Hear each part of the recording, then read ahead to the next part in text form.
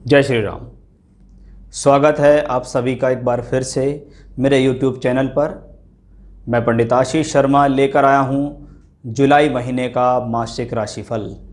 आज के इस वीडियो में हम बात करने वाले हैं कि मिथुन राशि मिथुन लग्न वाले लोगों के लिए जुलाई का महीना कैसा रहने वाला है, ग्रहों की स्थितियाँ उन्हें किस प्रकार से प्रभावित करेंगी, वर्तमान में चल रहे हुए ग्रहों की स्थितियाँ और भविष्य में जो ग्रह राशि परिवर्तन कर जाएंगे तो जुलाई के महीने में वो फल आपके लिए कैसा रहेगा, उसके बारे में हम विस्तृत चर्चा करेंगे। सबसे पहले मैं आपको ये बता दूं कि कुंडली में ग्रहों की स्थितियां अपने आप में एक फिक्स स्थितियों में होती हैं और उसके बाद जो दशा होती है वो उस ग्रह से संबंधित फल को लाने का एक प्रतीकात्मक चिन्ह होता है, लेकिन पर्टिकुलरली किस समय पर आपको वो फल मिलेगा वो बिना गोचर के नहीं मिलेगा।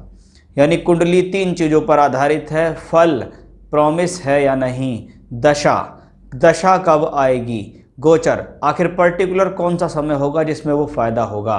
कि शादी की दशा 2.5 वर्ष की आ गई है तो क्या 2.5 वर्ष तक शादी ही होती रहेगी? शादी पर्टिकुलर किसी एक समय पे होगी कि इस समय रिश्ता हुआ और उस समय शादी हुई। वाहन खरीदने का योग है तो वाहन लगातार नहीं खरीदोगे, कोई एक बार वाहन खरीदोगे।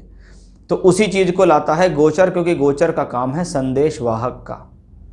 वो संदेशवाहक आपके लिए अच्छी खबर ला रहा है या बुरी खबर ला रहा है, वो निर्भर करता है ग्रहों की स्थितियाँ के ब्रह्मांड में वो ग्रह किस परिस्थिति में चल रहे हैं। क्या वो अस्त हैं, क्या वो नीच के हैं, शत्रु क्षेत्री हैं, पीड़ित तो नहीं हैं, वक्री तो नहीं हो गए, उच्च के हो गए, कैसी स्थितियों में है जिनके कारण आपको उसके फल मिलने हैं। उसी चर्चा को हम यहाँ शुरू करने वाले हैं कि जुलाई 2021 का महीना मिथुन राशि मिथुन लग्न वालों के लिए कैसा परिणाम लेकर आ रहा है। उस चर्चा को शुरू करने से पहले आप ये देखिए, ये प्लैनेटरी पोजीशन है उस महीने की कि कौन से ग्रह कहाँ चल रहे हैं। आपकी राशि लगन के मालिक बुध देव राहु के साथ द्वादश में हैं, उसी भाव में वो वक्री भी हुए थे और वक्री होकर मार्गी स्थिति में आ रहे हैं। 24 डिग्री के होंगे महीने की शुरुआत में, यानी 1 जुलाई को, और लगभग 8 या 9 जुलाई को वो अपनी स्वयं की राशि के अंदर प्रवेश कर जाएंगे। यानी पहले जो योग बन रहा था बुध राहु का, अब राहु अकेले रह जाएंगे और बुध यहाँ आ जाएंगे। सूर्य 15 जुलाई को इस राशि से परिवर्तन कर जाएंगे, यानी मिथुन राशि से निकल के पहुंच जाएंगे कर्क राशि के अंदर। वहीं आपके धन भाव में शुक्र मंगल का योग महीने की शुरुआत में बनता दिखाई दे रहा है, क्योंकि मंगल देव तो 50 दिन तक एक राशि में रहते हैं, तो मंगल देव कर्क राशि को छोड़ेंगे 20 जुलाई के आसपास। वहीं शुक्र देव उससे 5 दिन पहले 15 जुलाई के आसपास इस राशि को छोड़कर इस राशि में आएंगे। यानी पहले ये ग्रह यहाँ चल रहे हैं, उसके बाद ये दोनों ग्रह यहाँ पर आकर मूवमेंट करेंगे। वहीं आप देखिएगा कि पहले बुध राशि कर बदल रहे हैं, फिर सूर्य बदलेंगे उस महीने, फिर शुक्र मंगल बदलेंगे। शनि तो वक्री चल ही रहे हैं, ये तो 23 मई को ही वक्री हो गए थे, लेकिन साथ ही साथ बृहस्पति देव 20 जून को वक्री हो गए थे। शनि अष्टमेश होके अष्टम में हैं, स्व राशि के हैं, वक्री हैं, लेकिन पिछली राशि में ट्रांजिट नहीं करेंगे। ग्रह स्थिर स्थिति में है, मजबूत है। वहीं बृहस्पति आपके भाग्य भवन में चल रहे थे और वक्री हो जाएंगे उस 10 जुलाई के महीने में, तो ये वक्री होकर इसी ही राशि के अंदर रहने वाले हैं, क्योंकि बृहस्पति आपके सप्तम और कर्म के मालिक हैं, वहीं शनि आपके अष्टम और भाग्य स्थान के मालिक हैं। चलिए इस चर्चा को आगे बढ़ाते हुए मैं अब आपको बताता हूं कि ये ग्रह की स्थिति आपके लिए कैसी है। सबसे पहले हम बात करेंगे ग्रहों के राजा, ग्रहों के देवता, मान सम्मान देने वाले, आत्मिकता देने वाले, व्यक्ति को भीतर से सोच विचार देने वाले, आपकी समाज के अंदर स्थिति को बनाए रखने के लिए सूर्य देव को देखा जाता है, और वह सूर्य देव आपकी राशि लगन में विराजमान है। 15 जुलाई के बाद राशि परिवर्तन करके कर्क राशि में पहुंच जाएंगे। 15 तारीख तक ये ग्रह अगर देखें तो तीसरे घर का मालिक होकर यहाँ होगा। इसका मतलब है कि आपको हिम्मत मिल रही है इस ग्रह से। ये ग्रह आपके साहस को बनाए हुए है, ये ग्रह आपकी हिम्मत को लगातार प्रोग्रेस की तरफ ले जा रहा है कि आप श्रम कीजिए, आप मेहनत कीजिए। आपको इसका फ़ायदा अवश्य मिलने वाला है, क्योंकि तीसरा घर आपके प्रतिभाओं के लिए भी जाना जाता है। यानी व्यक्ति की प्रतिभा जब उसकी राशि लगन से जुड़ जाए तो व्यक्ति पूरी तल्लीनता से कार्य करने में सक्षम होता है। वहीं ये सूर्य जब लगन के अंदर होता है तो मान सम्मान ठीक रहता है, उसमें कोई भी प्रॉब्लम नहीं है। लेकिन सूर्य जब राशि विशेष पे भ्रमण करता है तो उस दौरान वो आपको कभी ज्वर यानी थोड़ा बहुत बुखार दे सकता है, आंखों से संबंधित तकलीफ दे सकता है, हेयर फॉल की समस्या, बालों से संबंधित रोग भी दे सकता है। बाकी ये ग्रह यहाँ किसी तरीके से पीड़ा में नहीं है तो इससे ज़्यादा ही आपको कोई प्रॉब्लम नहीं देगा। वहीं सूर्य 15 तारीख के बाद कर्क राशि के अंदर ट्रांजिट कर जाएंगे। कर्क राशि इनकी मित्र की राशि है। धन भाव में गया हुआ सूर्य थोड़ा सा धन नाश के लिए शास्त्रों में बताया गया कि दूसरे घर में अगर सूर्य बैठे गोचर करता हुआ आए तो व्यक्ति का धन नाश होता है। किसी व्यर्थ कार्य पर उसका धन नाश हो सकता है, बिना वजह के कार्य पर धन नाश हो सकता है। वहीं तीसरे घर का मालिक अपने से व्यय स्थान के अंदर है, यात्राओं से नुकसान की संभावना है। यात्राओं में धन खर्च हो जाएगा, फिजूल कार्य में धन खर्च हो जाएगा, कभी मित्रों में कभी रिश्तेदारियों में आने जाने में भी आपका धन खर्च होने की संभावनाएं 15 तारीख के बाद बढ़ती दिखाई दे रही हैं, क्योंकि अष्टम में बैठा हुआ शनि भी इसी को दृष्टि देगा। इसका मतलब है थोड़ा बहुत कुटुंब के लोगों के अंदर भी कलह उत्पन्न हो सकता है। परिवार के लोगों के साथ कुछ मनभेद मन मुटाव की स्थितियां इस दौरान आपके सामने आ सकती हैं, तो आपको उन चीज़ों का ध्यान यहाँ रखना होगा। बात करता हूँ मैं अब मंगल के बारे में कि मंगल मिथुन लगन के लिए तो वैसे ही अच्छा ग्रह नहीं माना जाता है, क्योंकि आपकी राशि विशेष से छठा और एकादश का मालिक है मंगल। मंगल जैसा ग्रह जब वाणी स्थान पर गोचर करता है तो आपकी वाणी को कड़क बना सकता है, आपके विचारों को कड़क बना सकता है। आपकी वाणी इस प्रकार से प्रभाव वाली हो सकती है कि व्यक्ति खुद सोचे कि ये व्यक्ति तो ऐसे कभी बोलता नहीं था, जितनी कड़क स्वभाव में आज यह व्यक्ति बोल गया, जितना गर्म पेशी में आज ये व्यक्ति बोल गया। तो ये चीज़ कहाँ से आती है? क्योंकि मंगल जोश और ओज देने वाला प्लेनेट है। जब जोश और ओज देने वाला कोई प्लेनेट हो तो वो इस प्रकार के कॉम्बिनेशंस मिलते हैं। अब इसको देखिएगा, लाभ भाव का मालिक मंगल यहाँ बैठा हुआ है, इसका मंगल है, इसका मतलब है कि वो प्लेनेट आपको सोर्स ऑफ इनकम देने के लिए तैयार है। लेकिन वो सोर्स ऑफ इनकम भी कहाँ से आएगी? बोलचाल से। अगर आप अपनी बोलचाल को नरम रखेंगे, अच्छी रखेंगे तो पैसा आपको मिल जाएगा। लेकिन वो सस्टेश होके भी यहाँ है। मुख से संबंधित कोई रोग, नाक से संबंधित, आँख से संबंधित, दांतों से संबंधित, गले से संबंधित कोई रोग दे सकता है। किसी प्रकार के कर्ज की स्थिति परेशान कर सकती है। कोई पुराना कर्ज उतारना पड़ जाए आपको, कोई अचानक से लोन या डेब्ट आदि आपको लेना पड़ जाए, क्योंकि यहाँ छठे का संबंध बना हुआ है दूसरे घर से। इसका मतलब क्या है? छठा झगड़ा झंझट, दूसरा घर रिपु, क्योंकि छठे घर में शत्रु आते हैं और दूसरे घर में आता है आपका धन और कुटुंब। तो परिवार के लोगों के साथ भी आपके संबंधों में प्रॉब्लम आ सकती है, या ये कह सकते हैं कि आपका पैसा अकस्मात किसी गलत कार्य में खर्च हो जाए, किसी बीमारी में खर्च हो जाए, किसी झगड़े झंझट में आपका पैसा खर्च हो जाए। ऐसी स्थितियाँ अधिकतर देखी जाती हैं कि लोगों के ऊपर धन से संबंधित संकट लाती हैं। व्यक्ति को ना चाहते हुए भी पैसा खर्च करना पड़ता है। कभी कभी ऐसे लोग अपनी जिम्मेवारियां पूरी करने के लिए लोन आदि भी ले लेते हैं, कर्ज से पैसा लेकर काम चलाते हैं, ब्याज पे पैसा लेकर काम चलाते हैं। तो वैसा एक संयोग यहाँ दिखता है। इसमें एक अच्छी बात यह है कि इसके साथ शुक्र भी बैठे हुए हैं। अब शुक्र पंचमेश है, पंचम भाव बुद्धि का भाव है। बुद्धि स्थान का मालिक जब आपके वाणी स्थान पे बैठे तो वाणी और बुद्धि का तालमेल है कि आपको पता है कब कहाँ मुझे कैसा बोलना है। वो शुक्रदेव यहाँ आपको समय समय पर समझाएंगे। लेकिन मंगल के साथ शुक्र होता है तो कभी कभी ये स्थिति बहुत ज़्यादा उत्तेजित और परेशान करने वाली होती है। अब आप यहाँ देखिएगा, क्योंकि मंगल द्वादशेश भी है। अब दूसरे तरीके से देखिएगा कि एक छठे घर का और द्वादश का संबंध जब धन स्थान पे बन रहा हो तो ऐसी स्थिति में हम क्या कर सकते हैं? ये फिर से कॉम्बिनेशन आता है कि ये पैसे के लिहाज से अच्छा नहीं। ऐसा प्लेनेट धन संचय नहीं होने देता, धन संचय को रोकता है, पैसे को खर्च कराता है, हेल्थ इश्यूज देता है। वो स्थितियां यहाँ साफ तौर पर झलक रही हैं। अब अगर हम बात करें कि आपका मंगल राशि बदल के 20 जुलाई को यहाँ आएगा, तो 20 जुलाई से 30 जुलाई तक मंगल रहेंगे सिंह राशि के अंदर। वहाँ से बैठ के वो छठे घर को देखेंगे, शत्रुओं को हरा देंगे। अपनी मेहनत से, अपने साहस से शत्रुओं को परास्त करना शुरू।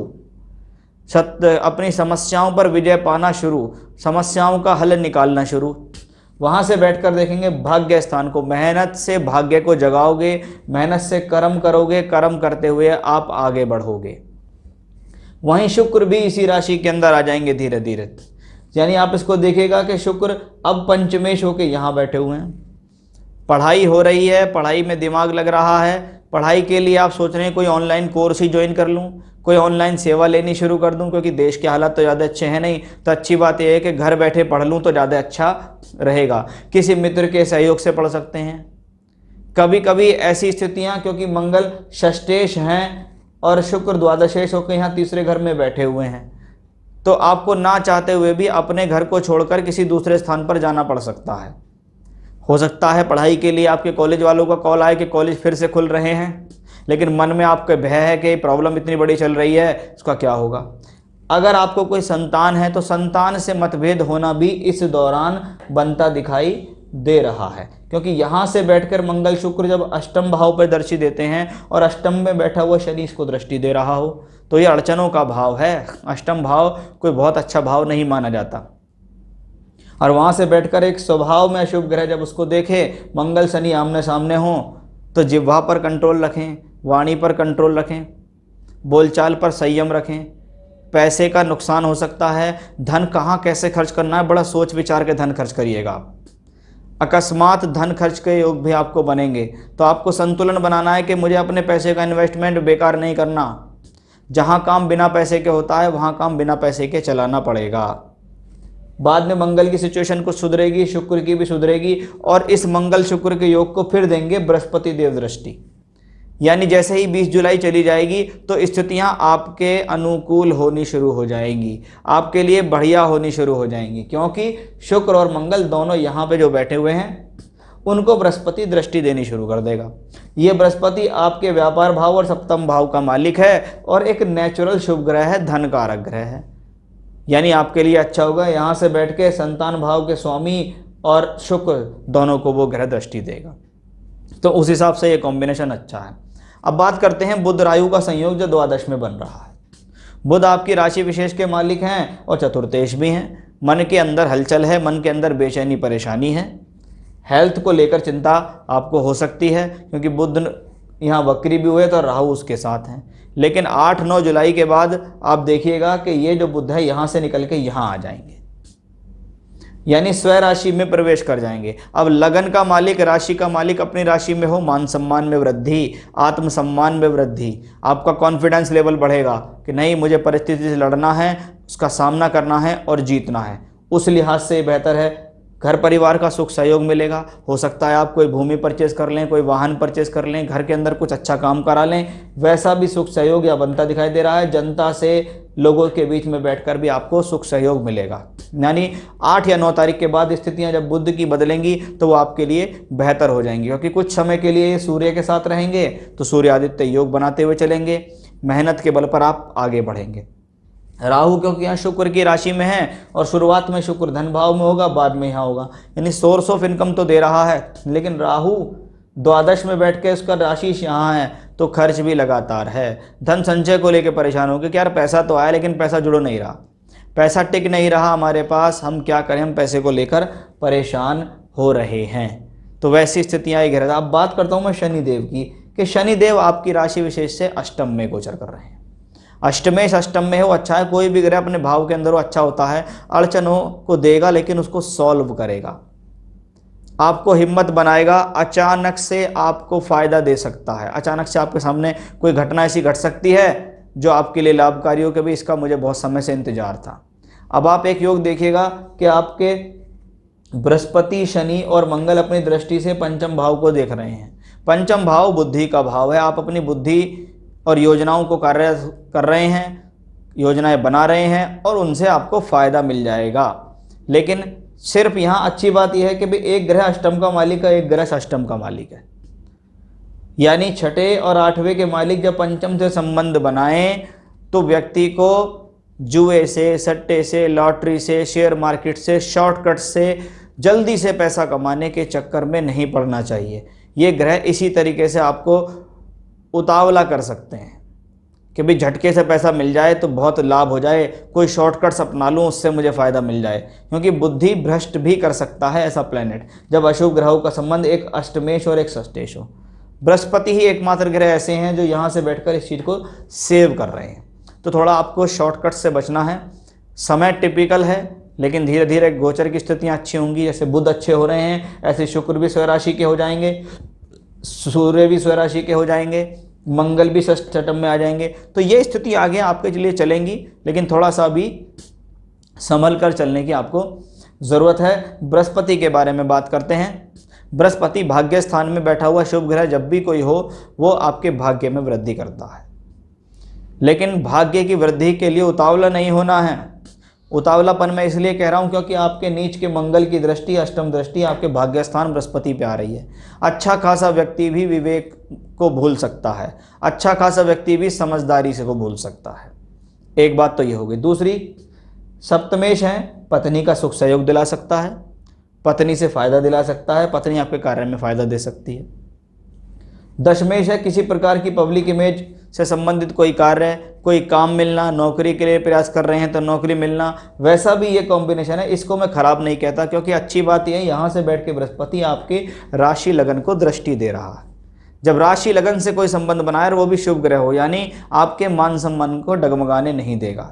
एक तो आपकी राशि लगन का मालिक बुध बहुत स्ट्रांग हो जाएगा, उस पर बृहस्पति का प्रभाव भी होगा, तो आप जो जीवन में छोटी मोटी समस्या हैं उन्हें तो आप अपनी सूझबूझ समझदारी से ही हल करते चले जाओगे। तो उस लिहाज से ये कॉम्बिनेशन अपने आप में बहुत ज़्यादा बेहतर दिखता है।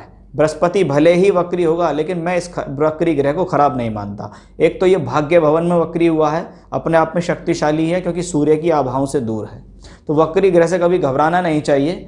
अच्छी बात ये होती है वक्री ग्रह जब तक जिस भाव में है उसी में रहे तो अच्छा है, उससे वो चलकर खराब स्थान में पहुंचे तो वो बहुत टिपिकल होता है। तो वक्री ग्रह के बहुत सारे कॉन्सेप्ट मैंने अपने अलग अलग वीडियो में क्लियर भी किए हुए हैं, लेकिन यहाँ जो वक्री ग्रह की स्थिति है वो ये है कि ग्रह जब लगातार एक ग्रह यहाँ से यहाँ आए, सूर्य यहाँ चला जाए, मंगल शुक्र यहाँ पहुँच जाए, तो आप देखिएगा पहले जो महीने की शुरुआत थी वो 12वां लग्न और दूसरे से संबंध था।